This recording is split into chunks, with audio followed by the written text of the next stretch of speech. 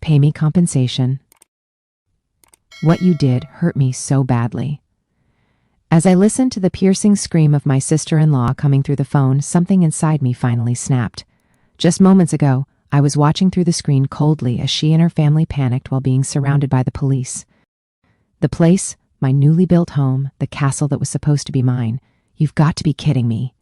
I quietly ended the call and tapped my lawyer's number. My name is Luna, and I'm 36 years old. I work as a financial director at a major corporation in the city. Since my 20s, I have been steadily saving and investing.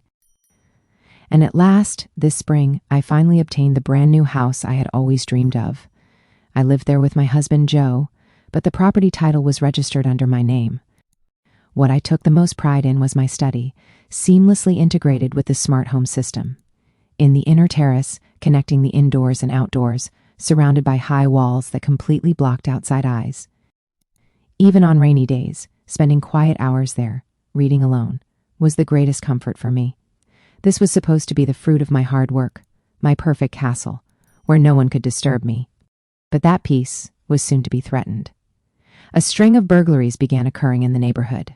Without hesitation, I signed a contract with ADT, a major security company. An alarm system plus 5 high-performance cameras monitoring inside and outside the house. With this, I thought invaders from outside would be completely shut out. That's what I believed. But there was one thing I had carelessly overlooked. I had forgotten to tell my family about the existence of this flawless security system, especially since I had given spare keys to my husband and his relatives just in case of emergency. I had no idea then that the greatest threat was already lurking inside. That fateful day was just an ordinary Tuesday afternoon. I was in the middle of a quarterly budget meeting. While glaring at the numbers projected on a massive screen, I was exchanging points with each department head. My focus was entirely on work, so when the phone in my pocket vibrated once softly, I didn't notice right away. When the meeting broke for a short recess and I casually picked up my phone, an unfamiliar notification icon caught my eye. It was from the ADT app. Intrusion detected at the front door. At first, I thought it must have been some kind of mistake, but then my heartbeat began to pound with a dreadful rhythm. When I opened the notification details, it clearly said unlocked with a duplicate key. The only people who had a spare key were my husband and his parents, and my husband was supposed to be overseas on a business trip. It was unthinkable that my in-laws would visit on a weekday afternoon without any notice. If that's the case, with trembling fingers, I tapped the live view button on the ADT app. After a few seconds of loading, the camera feed from inside the front door appeared clearly on my screen. Standing there were, as I had feared, Grace and her husband, Owen. They must have gotten the key from my in-laws. "What are you doing?" The words slipped out before I could stop them. They casually took off their shoes, as if it were their own home, and stepped into the living room. Grace dropped herself heavily onto my cherished designer sofa while Owen looked around the room, his eyes scanning as though appraising the value of everything inside. Then it happened. From the footage came a faint but steady electronic beeping sound. Beep, beep, beep. The entry delay warning. If the correct disarm code wasn't entered within 30 seconds of the door opening, the alarm would trigger. Of course, they didn't know that. What's that sound? Grace's confused voice came through my phone's speaker. No idea, but your brother didn't mention anything, so it's fine, right? Owen's carefree tone made my jaw tighten. I held my breath and stared at the screen. The 30-second countdown was about to begin. Beep, beep, beep. On the phone screen, the relentless countdown continued. Owen spotted the security panel on the wall and started pressing random buttons. Naturally, nothing happened. Grace, looking uneasy, stood up and began pacing the living room. "Hey, are you sure this sound is okay?" And at that exact moment, a deafening alarm over a 100 dB exploded from the speakers of my phone, shaking the silence of my castle. On screen, Grace and Owen literally jumped, clutching their ears and crouching down in panic. The sight was almost comical, but my anger had already surpassed laughter, quietly reaching its boiling point. Moments later, beneath the blaring alarm, a synthetic voice echoed from the security panel.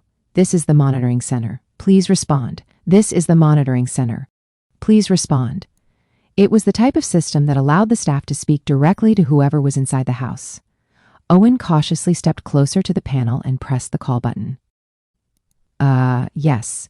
This is the ADT monitoring center. An alarm has been triggered. For safety verification, please state the name of the contract holder and the preset security phrase. The calm voice of the operator echoed throughout the entire house. On the screen, Owen froze completely. This is my brother's house. The security phrase. If the security phrase cannot be confirmed, we will contact the police in accordance with the contract. I repeat, please provide the security phrase. The mechanical voice repeated its demand, cold and unwavering. Owen stammered helplessly while Grace only shook her head in silence. Watching their pitiful, utterly unprepared break-in unfold, I was certain. They had completely underestimated my house. And then, after several seconds of silence, a new notification appeared on my phone. Security phrase, mismatch confirmed. The local police department has been notified. Officers are on their way to the scene. The police. The moment I saw that word, my mind went blank. Beyond anger, beyond shock. What was happening inside my house? What were they trying to do? I burst out of the conference room and stood alone in the empty hallway, eyes locked on my phone screen. Work, the meeting. None of it mattered anymore because at that very moment, my castle was being violated by uninvited guests. The police were on their way. That fact alone made my chest tighten with a mix of fury and fear. Almost without realizing it, I swiped the screen to switch the feed to the exterior camera by the front door. The sight that appeared left me speechless. On the road in front of my house sat a small truck I had never seen before. The tailgate was wide open. Inside the bed was loaded with household belongings. Items clearly meant to be moved somewhere. A sofa, a mattress, a disassembled dining table, countless cardboard boxes. It was obvious that these were not belongings of temporary visitors. They were the cargo of people preparing to start a new life here. Things for moving in, plain and simple. At that moment, everything connected. Owen was a self-styled influencer with no real job, always short on money. Grace, instead of losing patience with him, had joined him in repeatedly begging my husband and in-laws for money. And for the past few months, I had even been paying the rent for the apartment they were living in. Don't tell me they couldn't pay the rent anymore. So that's why they came to my house without any discussion, without permission. As if they were just moving into some vacant vacation home. I felt the rage surge all the way to the top of my head. This wasn't mere family dependence or carelessness. This was a calculated home invasion. At that moment, my phone vibrated. The number displayed was from the local police department. I took a deep breath, forcing myself to sound calm, and answered. Hello, this is Luna. This is Officer Reed from the Riverside Police Department. After the alarm at your residence notified us, we found Miss Grace and Mr. Owen inside your home, and we are currently speaking with them. They claim to be your relatives and say they have your permission to start living there from today. Is that true? The young officer's voice was businesslike, yet slightly uncertain. I bit my trembling lips, gathered every shred of composure I had left, and replied clearly, word for word, without a trace of hesitation. No, that is not true. I had no knowledge they were coming to my house today, and I have certainly never given them permission to live there. They entered my home without consent using a spare key. They are trespassers. I heard the officer gasp softly on the other end, that calm, unwavering declaration. It was the sound of the first bell in a long battle that had just begun. After telling the police they are trespassers, my trembling finger tapped the next number on my screen. My husband's overseas phone number. He was supposed to be on a business trip in Singapore. After several rings, he finally answered, his tone weary and indifferent. Hello, what is it, Luna? I'm with a client right now. This isn't the time for that. Something terrible has happened. I cut him off and hurriedly explained everything, that Grace and Owen had entered our home without permission, that the alarm had gone off and the police were on the scene, that they were trying to move into our house as if it were theirs. I truly believed he would be angry, shocked, and ready to condemn his sister's reckless actions alongside me. No, perhaps I just wanted to believe that, but what came back through the line shattered that fragile hope. His voice was unbearably relaxed, almost lazy. Oh, that is it. Really something worth making such a fuss about? What? For a moment, I couldn't even understand what he meant. Yeah, Grace told me all about it. Apparently, Owen messed up at work again and got fired. They're getting evicted from their apartment, so she asked if they could stay at our place for a while. I said, sure, why not? You said what? I could almost hear the sound of something snapping inside my head. I didn't hear anything about that. Not from you, not from Grace. Not a single word. I was going to tell you honestly, but you've been so tense with work lately, I thought I'd wait until things calm down. Besides, what's the big deal? They're family. We've got a spare room, don't we? Just help them out. Help them out. Those words, so light, so careless, hit me like a slap in the face, as if I were the cold-hearted, selfish one here. To him, this house wasn't our home. It was like an extension of his parents' place, a guest house for his family to come and go as they pleased. Are you even listening to yourself? What they have done is trespassing. I've already reported it to the police. What? You called the police, Luna? Are you crazy? Stop that right now. You're blowing this way out of proportion. And in that instant, I finally understood. This man wasn't on my side. He wasn't my husband anymore. He was just Grace's protective big brother. As his angry voice ranted on from the other end, I quietly pulled the phone away from my ear and pressed the end call button. That was the beginning of the end of our marriage. Even after hanging up, my hands were still trembling with anger. If anyone could understand, surely it would be his parents. Joe and Grace's parents. Surely they would condemn their children's outrageous behavior. Believing that, I dialed my mother-in-law's number. After a few rings, she answered in a calm tone. No, not calm. It was the unnervingly composed voice of someone who already knew everything. Oh my, Luna, what's the matter? You sound so flustered. Something terrible has happened. Grace and Owen, they're in my house. Just like I had done with my husband, I desperately explained everything that had happened, but her reaction shattered my sense of reason even more than Joe had. Oh, I know, dear. Those poor kids were really in trouble. Owen lost his job and they couldn't pay their rent. So I told them, why don't you stay with Luna for a while? Her new house has plenty of room. You told them what? The moment she said that, I felt dizzy. So she was the source of all this. Why didn't you tell me or talk to me about this first? I somehow managed to ask, my voice barely steady. She answered with a curious, almost innocent tone. Oh, why?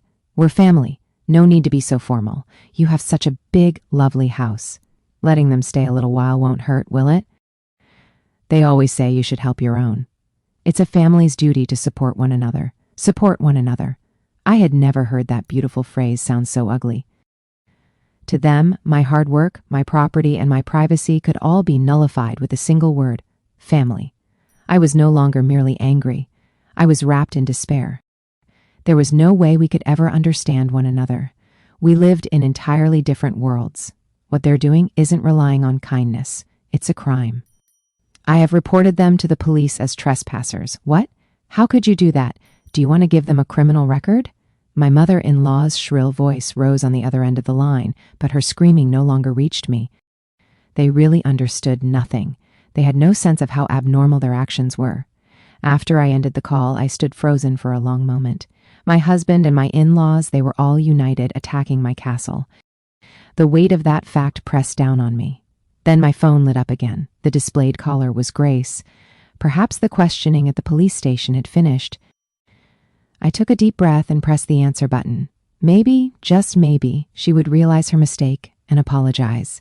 It was a foolish hope, but one that still lingered somewhere in my heart. However, what came through the line was not an apology, but a hysterical shriek instead. Luna, what are you thinking? What do you mean? What am I thinking? Don't play dumb. Because of you, the police treated us like thieves, and now the whole neighborhood's laughing at us. This is the worst. I can't believe it. She spoke as if she were the victim. I was too stunned to reply. It wasn't me who called the police. It was the ADT system. And it was you who used a spare key to enter my home, wasn't it? If I have a spare key, that means I can come in. I got permission from Joe and Mom. So, why didn't you tell us about that alarm? You set a trap for us on purpose. A trap? When that word came from her mouth, blood rushed to my head and a fierce rage surged through me. To them, my kindness and my property were nothing more than tools. Things to be used for their own selfish gain. And then she said something truly unbelievable. Anyway, thanks to you, Owen's so shocked he's bedridden, and I'm emotionally devastated. How are you going to make up for this humiliation? You better pay me compensation. Let's see. $10,000 should do it. Compensation. The moment that word left her mouth, something inside me shattered completely. My sense of decency, my moral compass, none of it meant anything to these invaders. Calmly but clearly, I told her, "All right, Grace, there's nothing more for us to discuss. From now on, you'll speak with my lawyer." "What? Your lawyer? What is this? Some kind of threat?" I ended the call before she could finish her sentence. Then I powered off my phone. In the brief silence that followed, I made a firm decision.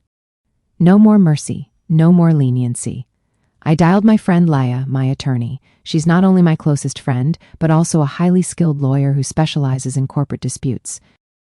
When she answered, I calmly laid out the facts, keeping my emotions out of it. After listening to everything, she said, "Luna, I'm impressed you endured this for so long. This isn't a simple family dispute. This is residential trespassing and a violation of property rights. And that demand for compensation, it could even qualify as attempted extortion." Her steady, law-grounded words cleared the chaos in my mind. "What should I do, Leah? I don't want to deal with them anymore." "Yes, I know. That's exactly why you must not fight them with emotion, but with the law. You have to build a wall they can never cross again. Now listen carefully. Leave work early this afternoon and go straight to the police station." Leah's instructions were precise, calm, and completely confident. "Take the notes you made from the phone conversations and file an official report. Request the intrusion footage from a DT and attach it as evidence. Tell the police clearly. It was a family member's crime, but they show no remorse, and I fear for my safety. Fear for my safety." Those words made me hesitate for a moment, but they haven't actually hurt me physically. No, but this is about protecting your mental safety and your property, your life itself. Don't hesitate. This is your self-defense. You need to show them legally just how serious you are. Her firm words strengthened my resolve. That's right. I didn't need to be the kind Luna anymore. I was done being the one who swallowed her anger in silence. I told my supervisor I had an urgent personal matter, left work early, and went straight to the local police station. The officer who met me was a kind-looking man, perhaps in his late 50s. When I explained everything and played the recording of Grace's voice demanding money, her tone bordering on blackmail, his expression hardened visibly. "This is awful. Miss, you did the right thing coming here. We'll file your report officially. I'll make sure they receive a strict warning not to approach your property again." By the time I stepped out of the station, an unexpected calm had settled over me. The signal fire had been lit. This was only the beginning, the start of a long battle to reclaim my castle in the truest sense. On my way home, I discovered my phone filled with missed calls and furious messages from Joe. "What are you thinking? Withdraw the police report right now. Are you trying to turn your family into criminals?" Not one of his words showed concern for me. Every single message was about his sister, his parents, their reputation, never my safety, never my dignity. When I finally got home, I called Isla again to report everything that had happened at the station. She praised my actions and then spoke in a quiet, steady tone. "Luna, are you ready for what comes next?" "Yes. Your husband is no longer your partner. He's his family's accomplice. Can you really walk through life with someone like that?" Her words pierced straight into the deepest part of my heart. She was right. I already knew the truth. This marriage was beyond repair. In fact, months ago, long before this chaos began, a divorce form had been quietly waiting in the back of my desk drawer. I'd kept it ever since the day Joe decided, without consulting me, to cover one of Grace's debts. At that time, I had quietly taken a single divorce form and kept it like a talisman in the back of my study drawer. It was meant to be my last resort, my silent safeguard for the day I could no longer endure. I never imagined that day would come so soon. It was meant to be my last resort, the final card to play when I truly reached my limit. I never imagined I would have to use it in this way. I took out the divorce papers and, with steady, decisive handwriting, filled in my name and every required detail. Not a single tear fell. That night, Joe cut his business trip short and returned home in a fury, and I waited for him quietly in the living room. The moment he walked in, he glared at me like a demon. "Luna, what have you done?" Grace called me crying. She said the police issued a restraining warning. Yes, I think she got what she deserved. My icy, calm voice left him momentarily speechless. "Are you serious? She's family. Turning her over to the police for a small mistake is insane. Which of us is being irrational? Moving furniture into someone else's home without permission and trying to live there? Turning a blind eye to that? Demanding compensation while ignoring your own wrongdoing?" I laid out each fact one by one. He had no answer. His lips trembled. Then I slid the divorce papers across the table and placed them in front of him. "Our marriage is over. your idea of family and my idea of decency will never be reconciled. I choose my safety and my dignity." He looked from the documents to my face in disbelief over and over again. Finally, in a hoarse voice, he said, "You'll regret this. I think you will." Those were the last words we exchanged. He packed his belongings that night and never crossed my house's threshold again. After the man who had been my husband left with a large suitcase in tow, I was left alone in the wide living room. I thought I might cry, but instead my heart felt oddly still. Rather than sorrow, I felt a thrill of readiness for the real battle that was about to begin. The next morning, the first thing I did was call a locksmith. A few hours later, the technician arrived and one by one replaced every cylinder in the house with new ones. Now, no one could open the gates of my castle without my permission. Next, I contacted a DT. "I'd like to upgrade my security plan to the highest level. Also, please remove my husband and in-laws from the emergency contact list. Instead, register my attorney, Leah, as the primary contact." The representative seemed momentarily surprised by my firm tone, but quickly proceeded with the changes. On the app, their names vanished cleanly from the list of registered spare key users. My castle's defense system became flawless, and for the final step, I opened the contact list on my phone. Joe, Grace, their parents. One by one, I pressed and held each name, block, then delete. I blocked all their social media accounts as well. There was no longer any way for them to reach me. Not in the physical, nor in the digital world. Staring at the simplified, clean contact list, I finally exhaled deeply. I'd be lying if I said I didn't feel lonely. But more than that, an overwhelming sense of liberation filled my entire being. This was right. No, this was better. The second chapter of my life then began in my quiet, safe castle. Months passed after the divorce was finalized, and I became truly alone. My life was astonishingly peaceful. No more alarms blaring, no more unreasonable phone calls or demands. The weekends I spent on the inner terrace reading in complete solitude became moments of priceless tranquility. Of course, it wasn't as if I heard nothing of those invaders' lives afterward. Occasionally, a relative of my ex-husband, someone who still checked in on me, would tell me how they were doing. According to her, after the scandal, Joe was called back from his overseas assignment and branded within the company as the man who couldn't manage his own family. He was removed from key projects, endured uncomfortable days, and eventually chose to resign. With his pride intact, but his independence gone, he moved back in with his elderly parents. Grace and Owen, having lost their apartment, followed suit, moving into the same house.